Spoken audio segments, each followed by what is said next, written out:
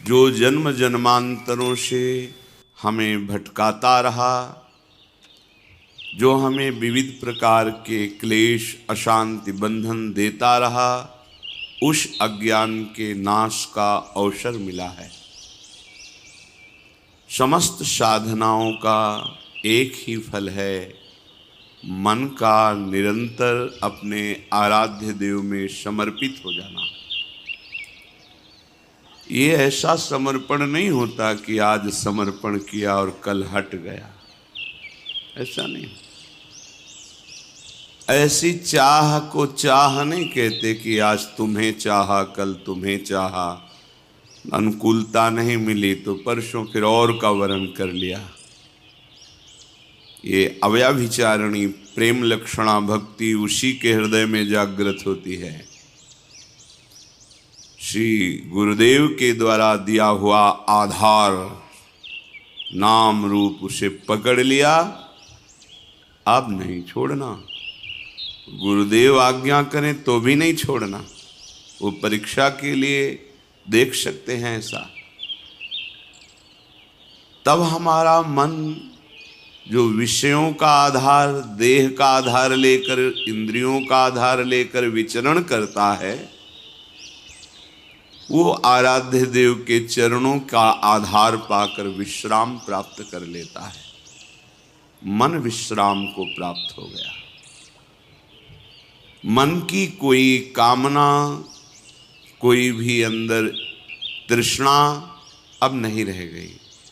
इसी से वो चंचल होता है, इसी से वो विषयों को संकल्प रूप से भोगता बनता है। जब प्रभु के चरणों का आधार मिल जाता है तभी शांत हो जाता है। उसे निज सुख कहते हैं। प्रभु अपने निज हैं, शरीर पर है, ये प्रकृति का है। निज सुख बिन मन होई कि थीरा, ये बहुत सत्य बात है कि समस्त साधनाओं का फल है मन का प्रभु में समर्पित हो जाना। ये थोड़ा कठिन है। जो नए उपासक हैं घबराएं नहीं, बिना मन के भी नाम जपने से कल्याण होगा। कल्याण ये होगा कि आगे चलकर मन लगने लगेगा, मन परम शांत हो जाएगा। पर ये वृंदावन प्रेम भूमि है, यहाँ हमारा विश्राम स्थल प्रेम है। इसलिए जहाँ ऊंचाई की, अध्यात्म की, प्रेम की बातें आवें तो निराश मत होना। वो आगे की मंजिल है, हमें प्राप्त हो जाएगी। सारे साधनों का एक ही पर्यावसान है, मन का इष्टाकार हो जाना, इष्टमय हो जाना। परंतु ये बहुत कठिन बात है। मन का प्रभु में समर्पित हो जाना बहुत कठिन बात है। ये सर्वथा सत्य है कि मन का जब तक प्रभु में पूर्ण समर्पण नहीं होगा तब तक अध्यात्म की ऊंचाई पर, जहां काम क्रोध लोभ मोह मद मत्सर स्पर्श भी नहीं कर सकता, अर्थात स्फुरण ही नहीं होता है, उस भूमिका पर पहुंचना असंभव है जब तक मन अपने आराध्य देव में समर्पित नहीं हो जाता। बड़ी कठिन चीज है मन को रोकना। 5 मिनट मन कहीं गया ही नहीं, केवल प्रभु में डूबा रहा, बहुत बड़ी उपलब्धि है। निरंतर मन भगवदाकार है, वो तो सिद्ध पुरुष हैं। अर्जुन के सदस्य जो महाबली हैं, भगवान के सखा हैं और दिव्य हैं, वो प्रभु से कहते हैं कि मन को रोक पाना बहुत कठिन है प्रभु। इतनी सामर्थ्य है भगवान की कृपा से कि आपने चरित्र सुना, उर्वशी जी काम से प्रेरित होकर स्वागत करती हैं और वो कहते हैं माता कुंती और माद्री के समान मैं आपको देखता हूँ। जैसे गुरु पर भाव होता है वैसा आप पर भाव है, आप एक शब्द भी ऐसा न निकालिए। ऐसे महापुरुष कह रहे हैं भगवान से स्वयं कि मन को रोकना बड़ा कठिन है। इतना कठिन वायुरिव सुदुष्करम, जैसे तूफान को रोकना कठिन है, ऐसे मन को रोकना कठिन है। परंतु भगवान अर्जुन की इस बात को एकदम नकारा नहीं कि तुम ठीक नहीं कह रहे हो, कह रहे ऐसा ही है। असंशयम महाबाहो मनो दुर्निग्रहम चलम, बिल्कुल तुम ठीक कह रहे हो, ऐसा ही है। मन को रोकना बहुत कठिन है, पर ऐसा नहीं है कि उसे रोका नहीं जा सकता। कठिन है पर रोका नहीं जा सकता, ऐसी बात नहीं है। तुम महाबाहो हो, शूरवीर हो, तुम प्रयास करो, ये हम सबके लिए है। तो हम कहें कि हम तो शूरवीर हैं नहीं, देहाभिमान के कारण तुम वास्तविक शूरवीर नहीं हो। अपने स्वरूप की तरफ देखोगे तो तुम भगवद अंश हो। जो अर्जुन जी में आत्मस्वरूप विराजमान है भगवान, वही तुम्हारे हृदय में विराजमान है, बिल्कुल संशय मत करना। हम जितना शरीर और संसार से प्रीता करते जाते हैं, वैसे ही हम दिव्य शक्ति से रहित होते जाते हैं, और जितना हम इसका त्याग करके प्रभु में अनुराग, उतने हमारे अंदर दिव्यता आती जाती है। मन जो ये है, इसका निग्रह करना बड़ा कठिन। निग्रह माने रोकना, हटाना, जिन विषयों में जाता है उससे हटाना। परंतु ये वश में हो जाता है। अभ्यासेन तु कौन्तेय वैराग्येण च गृह्यते। अभ्यास और वैराग्य दो के द्वारा इस मन को वश में करने का उपाय श्री भगवान ने बताया। मन को जबरदस्ती खींचना बहुत कठिन बात है, और प्यार से खींचना थोड़ा सरल है। जबरदस्ती इसके साथ करने में चूंकि हम बराबर हारते गए हैं, इसका जीतने का अभ्यास है, ये मुझे हरा देगा। एक ही केवल उपाय समझ में आता है, अगर थोड़ा सा हमें आधार मिल जाए तो हम इसको वश में कर सकते हैं। आधार, पहला आधार सत्संग। क्योंकि जैसे हमें प्यास बढ़ती है, फिर हमें कोई दूसरी वस्तु अच्छी नहीं लगती। जल में मन लगाना नहीं पड़ता।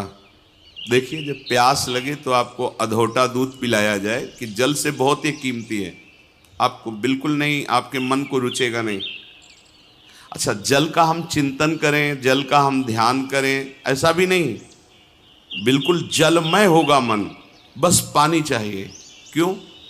क्योंकि प्यास लग गई है। पहला आधार है सत्संग। हम देखते हैं कि जो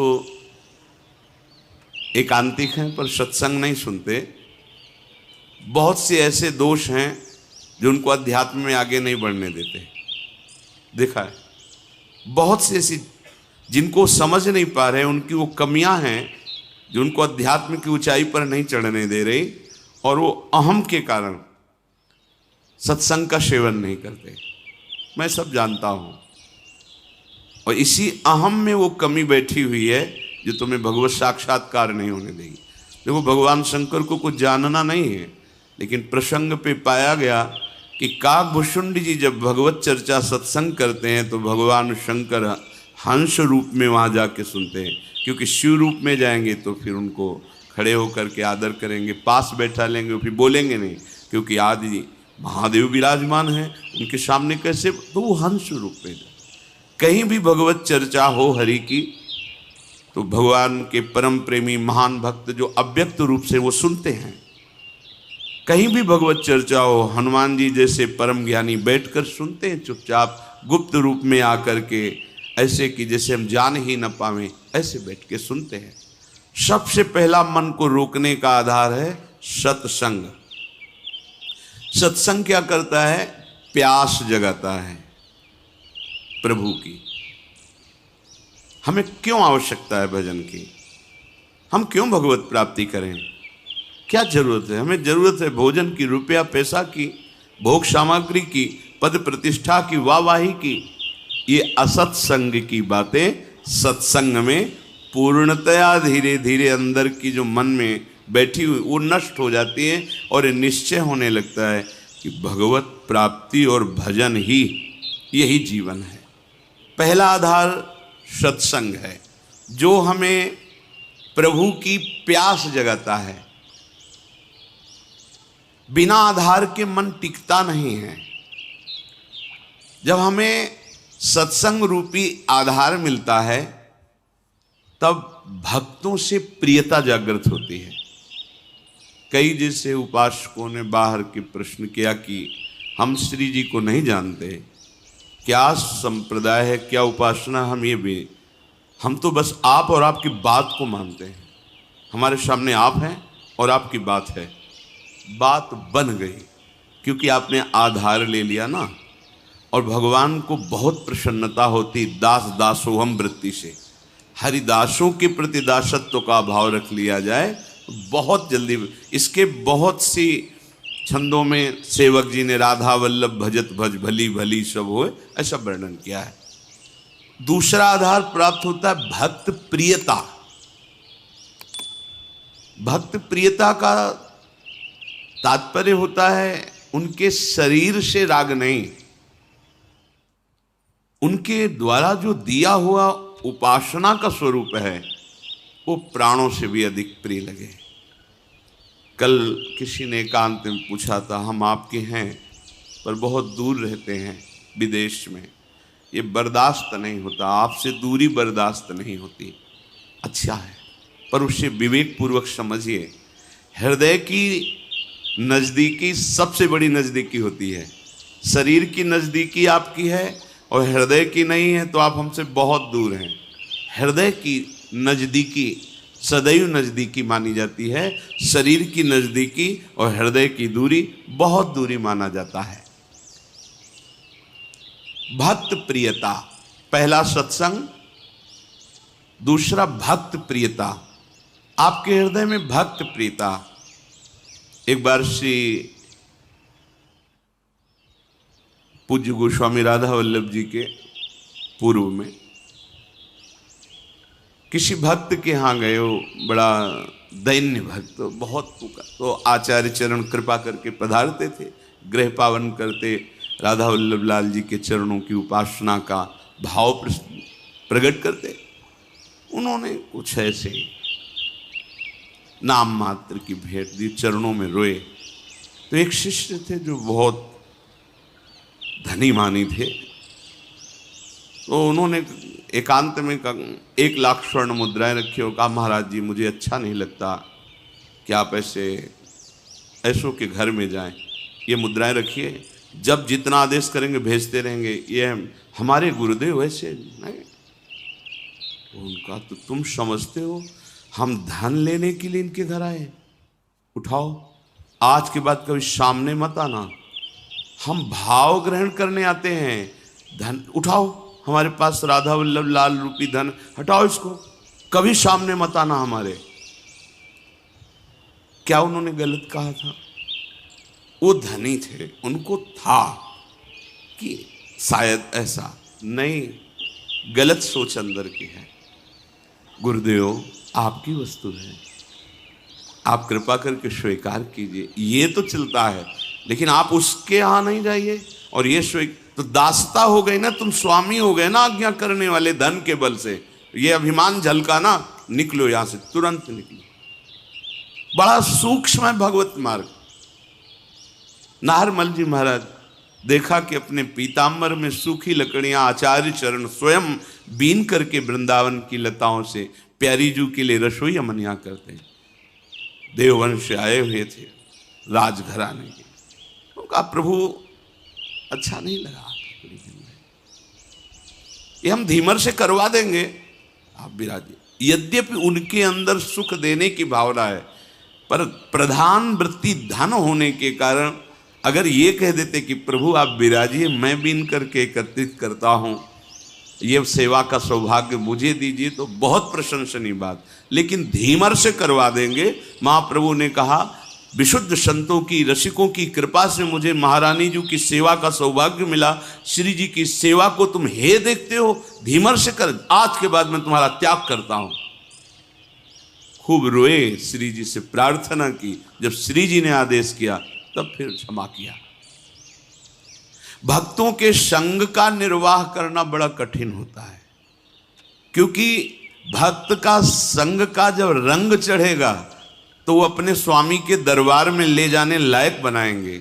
और यही दरबार दीन को आदर रीति सदा चली आई। हमारे मालिक के दरबार में दैन्य का प्रयोग होता है, हम का नहीं। दीनता, जेहि दीन पियारे वेद पुकारे द्रवहु श्री भगवाना। जिनको दीन प्यारे हैं तो संत जन क्या करते हैं? तुम्हारे अंदर के अहंकार को नष्ट करते हैं। अब जब अहंकार पर चोट पड़ी तो जैसे सांप की पूंछ पे पैर रख जाए तो फन ऐसे अहंकार उड़ता है। तो हम दूसरी जगह देख लेंगे, और जहां वो दूसरी जगह खड़ा दिखाई दिया, गया मार्ग गया। अब नहीं, सब जगह से भाग करके एक ही उपाय है, महारानी की शरणागति। सब जगह से खुला मार्ग है, लेकिन इनकी शरणागति की पुष्टता रसिकों से। अगर कहीं पंक्ति से बिलग हो गए तो अब कहीं के नहीं रहोगे, क्योंकि आधार अब मन का आपका अहंकार होगा, और वो अहंकार आपको नष्ट कर देगा, किसी काम का नहीं रखेगा। किसी ने पूछा था हमसे, धनी थे, कि हमारी वृत्ति रही है बहुत दान देने की, हम क्या करें, क्योंकि उसके कारण बहुत लोगों का सानिध्य रहता है। वह उसको उठा के यमुना जी में फेंक दो, जितने से तुम्हारी नमक रोटी चले उतना रख लो, देने लायक तुम मत रहो, क्योंकि ये देने की तुम्हारी अहंकार वृत्ति सतमार्ग से तुम्हें विचलित कर देगी, भगवत मार्ग से विचलित कर देगी। नहीं माना। भगवत प्रेमी महात्माओं का संग करने के लिए दैन्यता चाहिए, और दैन्यता भी ऐसी कि देने की स्मृति भी ना रहे। देने की स्मृति भी न रहे, मैंने कुछ दिया है, और एहसान माने कि मेरी मानी हुई मान्यता को इन्होंने स्वीकार कर लिया। अहो भाग्य, जिसे मैं ढो रहा था उसको इन्होंने मिटा दिया। जब भक्त संग होता है, इसके बाद उसको प्रेम का आधार मिलता है। क्या? नाम में प्रीति, रूप में प्रीति, लीला में प्रीति, प्रभु की सेवा में प्रीति। अब जैसे उसे ये आधार मिला तो फिर मन लगाना नहीं पड़ता, स्मरण प्रारंभ हो जाता है। पर आधार आपका एक एक कदम सुदृढ़ होना चाहिए, फिसलना नहीं चाहिए। जो तुम्हारे अनुकूल बर्ताव करे सदैव, तो आप निश्चित समझ लेना आपका दरबार में प्रवेश नहीं होगा। बात समझ लो हृदय से, आपका कल्याण नहीं होगा, क्योंकि जगत में यही तुम्हें मिलता रहा है, उसी से तुम्हारा मलिन अहंकार पुष्ट हुआ है। अब उसके नष्ट होने का अवसर मिला है, क्योंकि भक्त संग मिला है। एक शिष्य बनने के लिए गुरुदेव के पास गए। काफी दिन जाने पर उन्होंने हिम्मत आई और कहा, मैं आपको गुरु रूप से वरण करता हूं और आप मुझे मंत्र दीजिए। तो उनका इतने दिन के निरीक्षण में मैंने तुम्हारे अंदर क्रोध वृत्ति बहुत पाई है। आश्रम में तुम जिससे देखो झिड़कते रहते हो, तुम्हारी नाक में गुस्सा रखा है। हम मंत्र तब देंगे जब तुम इस गुस्से पर काबू कर लो। 1 वर्ष तुम्हें समय देते हैं, अपने क्रोध को काबू में करो, फिर तुम्हें हम मंत्र देंगे। 1 वर्ष तक तुम्हें कोई भी सताए, तुम्हें गुस्सा नहीं करना जी। 1 वर्ष पूरा हुआ, स्नान करके आ रहे थे, गुरुजी ने एक मेहता रानी को बुलाया और कहा, माई ये आ रहा है, तुम झाड़ू ऐसा लगाना किसी के ऊपर धूल जाए। ठीक है। वो तब तक खड़ी रही जब तक वो अजान नजदीक आए, तो रज में ऐसी झाड़ू लगाई कि पूरा रज ऊपर एकदम, तुझे दिखाई नहीं दे रहा मैं नहा के आ रहा हूं। और ऐसा बहुत बिगड़े। वो हाथ जोड़ के महाराज क्षमा करो, हमें पता नहीं था कि आप आ रहे हो, हमारा काम ही है सोनी लगाना। ऐसा तो मारने के लिए भी। अब वो गए, कहा गुरुजी 1 वर्ष हो गए। तो बोले जिसको त्यागने के लिए कहा था वो तो त्यागा नहीं।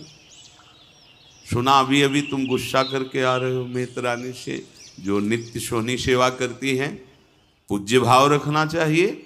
तुमने उन पर क्रोध किया और सुना कि तुमने ऐसे भी मारा नहीं, पर हाथ तुम्हारा उठ गया। अभी नहीं, जाइए 1 वर्ष और अभ्यास कीजिए। अब दूसरे वर्ष जो वो नित्य वही आश्रम की सोनी सेवा का अवसर, बोले अब की बार झाड़ू मारना, धूल नहीं, नजदीक आवे तो झाड़ू ऐसे लग जाए उसके शरीर में। बोले जो महाराज मारेगा तो नहीं। बोले नहीं, अब की बार 1-2 शिष्य आसपास रहेंगे, अगर वो गुस्सा करेगा तो उसे पकड़ लेंगे, तुम्हें मारेंगे नहीं। ठीक है महाराज। जब वो स्नान करके बड़े आनंद से आ रहे थे, तो अब की धूल नहीं उड़ाई, सीधे नजदीक जाके ऐसे झाड़ू 1-2 मारी और सीधे उसके शरीर में, पैरों में ऐसे। उसने कहा कि मूर्खा, तुझे समझ में नहीं है, मेरा 1 साल पीछे बर्बाद कर दिया। फिर दूसरा, मैं स्नान करके दीक्षा के लिए जा रहा था और बहुत कड़वा बोले, पर हाथ नहीं उठाया। गुरुजी तो देखो तुमने गुस्सा किया, अभी 1 वर्ष, जब तुम्हें गुस्सा ना आवे 1 वर्ष अभ्यास करो। क्रोध नष्ट होने पर ही हम, क्योंकि ये क्रोध बना रहेगा तो ये भजन आगे को जो विस्तार करना है भजन का, भागवतिक प्रकाश, वो होने नहीं देगा। अब सोचो, जो अपने लोग परमार्थ में काम क्रोध लोभ आदि की वृत्तियों को ही नहीं देख रहे, मनमानी आचरण कर रहे हैं, कैसे भगवत बोध होगा। गुरुदेव इतना समय हो गया और आपने एक बहाना बना लिया है कि गुस्सा करो। बोले दोष दृष्टि करते हो। और नहीं क्षमा, पर तो 1 वर्ष और, अगर भगवान नाराज हो जाए किसी कारण से तो गुरुदेव भगवान क्षमा कर दे तो भगवान कभी अपराध नहीं मानते। हरि रूठे गुरु शरण है, गुरु रूठे हरि नाहि। यदि गुरु भगवान का हृदय संतप्त हो गया तुम्हारे आचरण से, तो तुम्हें भगवान श्री हरि सहयोग नहीं करेंगे। अगर श्री हरि नाराज हो जाए और गुरुदेव भगवान का वरद हस्त है, कुछ नहीं बिगड़ने वाला। गुरुजी ने कहा कि अब तुम्हें 1 वर्ष तक पुनः अभ्यास करना है। 3रा वर्ष गंगा स्नान करके आया। गुरुदेव ने कहा आपकी बार कूड़ा भर के पूरी टोकरी रखना, जितना जूठन पत्तल सब आते उसकी खोपड़ी से डाल देना। ऐसा ही किया। जे भी नजदीक आए पूरा वो सब पवित्र जो प्रसादी दोना पत्तल झाड़ू से लगा के जो कूड़ा कर सब उनके ऊपर से डाल दिया। तुरंत उन्होंने घुटने टेके और चरण पकड़ा और कहा माँ, मैं समझ नहीं पा रहा था कि आपका उद्देश्य क्या है। कहीं न कहीं गुरुदेव भगवान की हम पर कृपा है। मुझे आज दोबारा स्नान करने का सौभाग्य मिलेगा गंगा जी का। लौट गए, नहा के आए, कहना नहीं पड़ा गुरु मंत्र दे दो, आओ गुरु मंत्र। क्रोध मान कई बार बताया। लाला बाबू जी जब परम विरक्त रहते थे, एक लंगोटी लगाते, भिक्षावृत्ति से जीत, और जब श्री कृष्णदास जी से कहते कि विरक्त मंत्र और विरक्त भेष दे, और नहीं अभी आप अधिकारी नहीं, तो खोज करते कि मेरे में कौन सी ऐसी कमी रह गई जो गुरुदेव। तब ध्यान आया कि बड़े सेठ थे तो रंगनाथ जी के सेठ से उनकी लाग डांट थोड़ा ईर्ष्या चलती थी। हो सकता है ये वृत्ति अंदर हो, इसलिए शायद ऐसा। तो भिक्षुकों की लाइन में सुबह वहाँ खिचड़ी आदि रंगनाथ जी वो भिक्षुकों की लाइन में खड़े हो गए। किसी ने जाकर बताया कि लाला बाबू भिक्षुक बन करके खड़े, वो सेठ जी सुंदर सुंदर भोग सामग्री और अमूल्य वस्तुएं, और कहा सेठ जी आप लाइन में क्यों खड़े। एकदम ईर्ष्या जो अंदर थी वो सब पानी पानी हो गई। और उनका आप आइए, ऐसा नहीं, बोले हम तो भिक्षुक हैं, बस एक मुट्ठी खिचड़ी या चावल दे दीजिए। और वापस जा ही रहे थे कि रास्ते में गुरुदेव मिल गए और कहा आज तुम्हें विरक्त मंत्र और विरक्त वेश देने की इच्छा हो गई। बड़ा सूक्ष्म भगवत मार्ग। ये देहाभिमानी, धनाभिमानी, बुद्धियाभिमानी ये उस महिमा को नहीं जानते हैं। तो जब हमको किसी भक्त का संग मिले तो समझना कि मन का आधार मिल गया है। हमने प्रभु को नहीं देखा, लेकिन प्रभु स्वरूप गुरुदेव को देख रहे हैं। हम प्रभु से तो बात नहीं की, पर अपने गुरुदेव से बात कर रहे हैं। प्रभु की आज्ञा को तो हम नहीं समझ पाए, क्योंकि गीता, भागवत, वेद सब भगवान की आज्ञा है, पर हम गुरुदेव की आज्ञा पर चलते हैं। तो इनकी कृपा से ज्यादा प्रयास नहीं करना पड़ेगा, मन स्वाभाविक लगने लगेगा। साधन का उपदेश उसी के ऊपर रंग लाता है जो उनकी आज्ञा के अनुसार चलते। सुनते तो सब हैं, ध्यान रखना, रंग उसी के ऊपर। एक एक शब्द बहुत कीमती होता है। जब संत महात्मा बोलते तुम उसे ऐसा मत समझना कि इनका नशा है बोलना। एक एक शब्द बस पकड़ लो, ये परमार्थ है। एक एक शब्द पर ध्यान दो। अगर तुम उसे उपहास में ले लोगे तो कहते ही रहते, तो माया घसीट के वहां खड़ा कर देगी।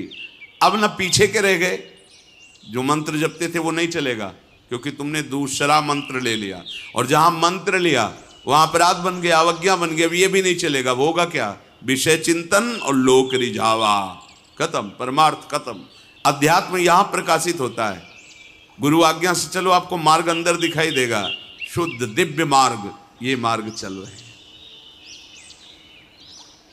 यदि आज्ञा का पालन नहीं किया तो एक शब्द याद रखो, तुम्हारा स्खलन हो जाएगा। स्खलन होता है गिर जाना, तुम पतित हो जाओगे, गिर जाओगे। ये मार्ग ध्रुवदास जी ने लिखा है कि यद्यपि घरनी अति बुरी, पति नहीं छाणत ताय, देखत ही पर पुरुषम तजत ही वाय। पत्नी बहुत कड़वे स्वभाव की है, बड़ा रुद्र रूप रखती है, अनुकूल व्यवहार नहीं करती है, पर वो किसी और पुरुष की तरफ आंख उठा के नहीं देखती। कभी पति उससे त्याग नहीं सकता। लेकिन बहुत मधुर व्यवहार करती है, बहुत मृदु मीठा बोलती है, सामने आने पर बड़ा सम्मान करती है, लेकिन पीछे आचरण उसके पर पुरुष से जिस दिन उसको पता चलेगा, उसी दिन उसके हृदय से बात खत्म हो जाएगी कि ये मेरी बात। बस ऐसे ही हमारे गोपाल जी की, हमारे प्रभु की रीति है। मन वचन कर्म से प्रभु के अनन्य होकर एक भरोसो, एक बल, एक आस विश्व। अगर कहीं दिखाई दे गया कि दूसरे का आस, बस भी बहुत लंबी यात्रा है, आप मंजिल नहीं प्राप्त कर सकते। तो एक शब्द याद रखिए कि आज्ञा पालन न करना अर्थात अपने मार्ग से स्खलित हो जाना है।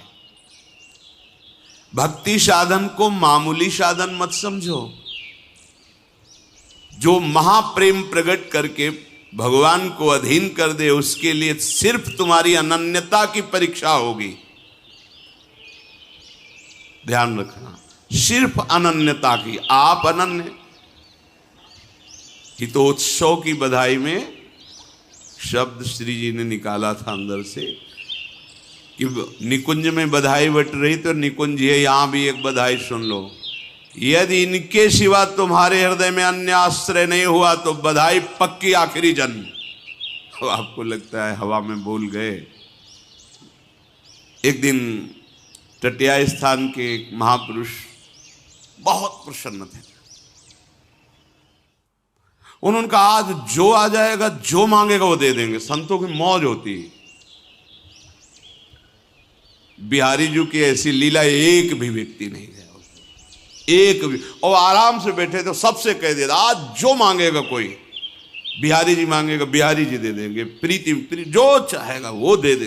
गया ही चिल्लाते जाओ तुम्हारा आखिरी जन्म। बोले हम ऐसे आचरण करेंगे कि तुम्हारी एक भी बात सत्य नहीं होने देंगे। अब फिर क्या है? अनन्यता होए अनन्य एक व्रत गाहो, बस इतनी केवल मांग है। गीता जी में देख ले भगवान ने बहुत बार अनन्यता के लिए कहा। साधन में योग्य सद्गुरुदेव ही परमार्थ हैं। योग्य शब्द इसलिए यहां महापुरुषों की वाणी है इसलिए लगाया कि पहले गुरु संग करना, पहला ही आधार बताया गया सत्संग, कि संग से ये देखना है कि ये जो मुझे स्वीकार कर रहे हैं मेरे धन के लिए, मेरे किसी पावर के लिए या किसी स्वार्थ के लिए तो नहीं है। अगर है तो नहीं बनाना चाहिए गुरु। जज स्वामी जब नारायण स्वामी के नाम से जो प्रसिद्ध हुए, जब उनको जज भाव से वैराग्य हुआ भगवत प्राप्ति के लिए, तो हरिद्वार गए ऋषिकेश। वहाँ सब संतों के समीप चरणों में जाते और कहते मेरे पास अरबों की संपत्ति है और मुझे वैराग्य हो गया, बस सन्यास आप दे दीजिए और सारी संपत्ति ले लीजिए। तो बस सीधे उत्तर होता आप गंगा नहा के आ जाइए। वो दोबारा जाते नहीं उस आश्रम में, क्योंकि उनको ये लगता कि मेरी जज पद और मेरी संपत्ति का यहां मान हो रहा है, बात नहीं बनेगी। मैं अमुक हूं, मेरे पास इतना वैभव है और मैं विरक्त होना चाहता हूं, वो सब आपको देना। आओ आओ आओ, मतलब आदर किसका हो रहा है? नहीं। जहां वो गए उनको तब उन्होंने विचार किया कि गुरु के बिना भगवत मार्ग नहीं, भगवत मार्ग के बिना हमारा जीवन नहीं, इसलिए प्राण त्याग देंगे। तो उत्तराखंड तो पर्वतों का, बहुत बड़ी बड़ी खाइयों का, तो विचार किया ऐसी ऊंचाई में चढ़ेंगे और वहां से शरीर को गिरा देंगे और मृत्यु, क्योंकि बिना गुरु के भगवत मार्ग प्रकाशित नहीं होता और गुरु हमें मिल नहीं रहे। जो ही चढ़ाई पर चढ़कर गिरने की सोचा, पीछे से किसी ने पकड़ लिया। ऐसे पीछे मुड़ के देखा, एक संत खड़े थे। गुरु चाहिए, नारायण नारायण नारायण। तत्काल अंतर्धान हो गए, जीवन भर बस नारायण नारायण नारायण। तो भाई जी के समीप जब गीता वाटिका में गए थे तो नाम महिमा दिखाने के कोई चमत्कार नहीं, वो एक ऐसे नली रखे, कहीं भी रख दो, यहाँ रख दो, कान में लगाओ तो यहाँ नस जैसे धक धक ऐसे होती, ऐसे नारायण नारायण नारायण नारायण। काशी में एक माई थी जो सन्यास मार्ग की पथिक थी, और प्रणो ओम ओम ओम, तो जैसे तिलक बहुत काल तक लगाओ फिर धुलो तो वहाँ सफ़ेद चिन्ह बन जाता है, ऐसे उसके पूरे ऐसे शरीर में ऊर्ध्वभाग में प्रणो लिखा हुआ था। लिखा हुआ नहीं, ऐसे स्वाभाविक ऐसे उसके त्वचा में दिखाई देता था। हमारे हित धाम में श्री स्वामी शरण बाबा हो गए हैं, उनके मस्तक में ऐसे राधा निरंतर रटने का, राधा राधा। यदि हम जिनके पास गए हो हमारे पद का सम्मान कर रहे हैं, हमारी भोग सामग्री का सम्मान कर रहे हैं, तो फिर बात गड़बड़ है, फिर ठीक नहीं। शिष्य बनने के लिए केवल उसकी भगवत प्रियता देखी जाती है। क्यों मंत्र लेना चाहते हो? भजन करके भगवत प्राप्ति, इसके बाद कुछ नहीं पूछा जाता। तुम व्यापार करते हो, तुम नौकरी करते हो, तुम क्या नहीं, तुम कौन हो, कुछ मतलब नहीं। किस कुल के, कितना पढ़े लिखे, कितना ऐश्वर्य, ये सब अगर पूछा जाता है तो बात कुछ और है। केवल पूछा देख, संत केवल देखता है किस उद्देश्य से तुम दीक्षा लेना चाहते हो। हमारे पाप नष्ट हो जाए, हमारा कल्याण, अधिकारी हमें भगवत प्रेम प्राप्त हो, हमारा जीवन सार्थक हो, हम धर्म से चले, सत्य से चले, बस इतना परिचय। आप जो भी हो मेरे प्रभु के अंश हो, जहां के भी हो हमारे प्रभु की गोद में हो, चलो भगवत मार्ग में, बस इतना परिचय आवश्यक है। तब लग जोगी जगत गुरु, जब लग रहा है निराश, और जब आशा मन में भई तो जग गुरु और जोगी दास, ये भगवत मार्ग है। इसलिए कह रहे हैं भगवत मार्ग प्रकाशित होता है गुरुदेव से, पर योग्य गुरु आवश्यक है। यदि गुरु ना मिले तो भगवान से प्रार्थना करो, उनका नाम जप करते हुए कि मुझे गुरुदेव रूप से मिलो। भगवान के नाम का आधार पकड़ो और उनसे प्रार्थना करो कि कोई वैष्णव, कोई परम हंस, कोई भगवत प्रेमी महात्मा जो आप में रमण कर रहा है, आप जिसके हृदय में खेल रहे हैं, मुझे परिचय नहीं, आप मुझे मिलाओ। भगवान मिला देंगे, या वो स्वयं आके वर्ण कर लेंगे या वहां पहुंचा देंगे, और नहीं। अपने आप से निर्णय मत कीजिए, आज बनाया कल छोड़ दिया, ये खिलवाड़ का मार्ग नहीं है, इसमें अपराध बनेगा और आपका चांस जो भगवत प्राप्ति का है वो मुश्किल हो जाएगा। जब हम गुरुदेव को अपने मन का आधार बना लेते हैं तो हमारे मन को संबंध देते हैं। प्रभु हमारे बेटा हैं, प्रभु हमारे पिता हैं, प्रभु हमारे सखा हैं, प्रभु हमारे मालिक हैं, मैं प्रभु का दास हूँ, या प्रभु हमारे पति हैं, या युगल हमारे स्वामी हैं, हम उनकी निज दासी सहचरी। गुरु भाव देते हैं। गुरु प्रदत्त भाव को स्वीकार करना, मन का आधार प्रकट हो जाना, अब मन नहीं जाएगा। कोई भी उपासना हो गुरु प्रदत्त, उसमें भाव होता है। बोले किस भाव की उपासना? बोले गोपी भाव की, सखा भाव की, वात्सल्य भाव की, दास्य भाव की, सहचरी भाव की।